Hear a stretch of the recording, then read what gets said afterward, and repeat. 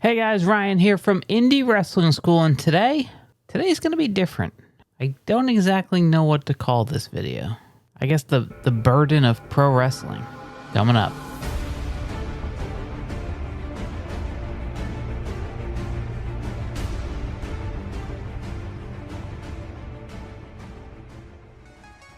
Hey guys, thanks for checking out this video. If you're new here, please consider subscribing below. We put out new videos every single week.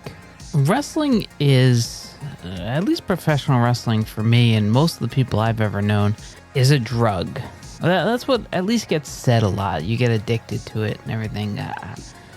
I think it's more accurate to call it a disease. And when I mean a disease, I'm not talking about one that kills you, although the argument can be made there as well. I'm talking about one that, let's say, alcoholism. Once you're an alcoholic for the rest of your life. Even if you never drink again, it never leaves your system. Once it's in there, you are an addict until the day you die. And I feel like that's the same thing for professional wrestling.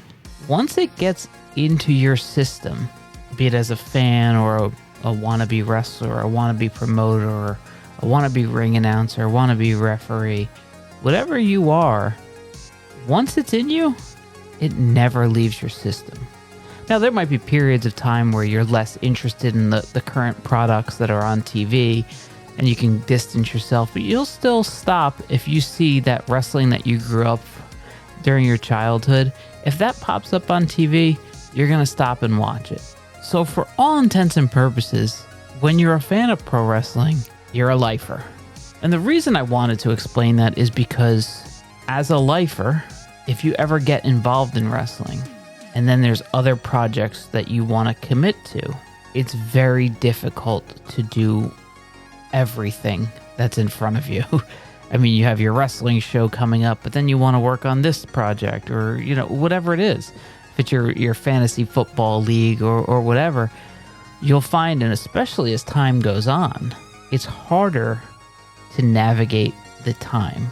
Wrestling shows just take up so much of it, and there's so much that goes into them.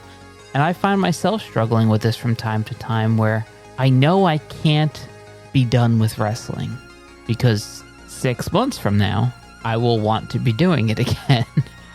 So I can't just sell my ring and sell the promotion and pass everything on to somebody else, because I know 6 months, 8 months, 3 months down the line, I'll be wanting to do those shows again.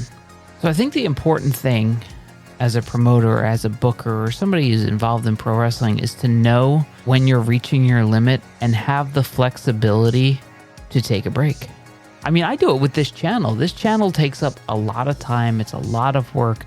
I know it looks like I just sit here and talk to the camera like I'm doing right now, but for a lot of the episodes, specifically the backyard wrestling cinema stuff, there's a whole thing that has to go into that. I have to find clips from episodes. I have to rewatch those clips and remember what actually happened, and then kind of put them in a 3-act structure to tell a story, and then go back and film it, and then edit everything together, and then schedule it and create a thumbnail. And it's this whole big process.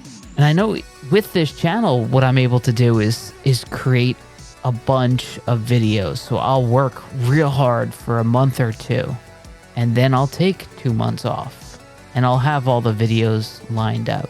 Unfortunately, with wrestling, when you're running a live show, that's not the same thing. It's not easy to do that.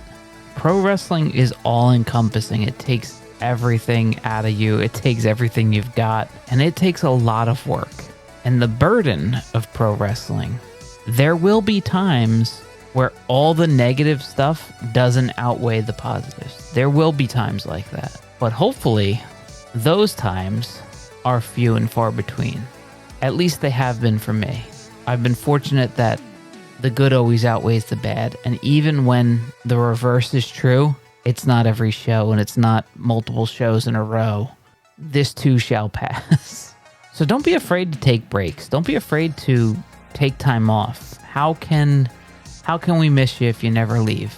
I mean, one of the best things that happened to Steve Austin was actually getting hurt and having to be off TV. It actually increased the popularity of his character. So if you're a wrestler, be okay with taking some time off. If you're a promoter, Have that planned into your schedule. That's all for this video. If you liked it, beat the out of the like button, and we'll see you next week right here on Indy Wrestling School.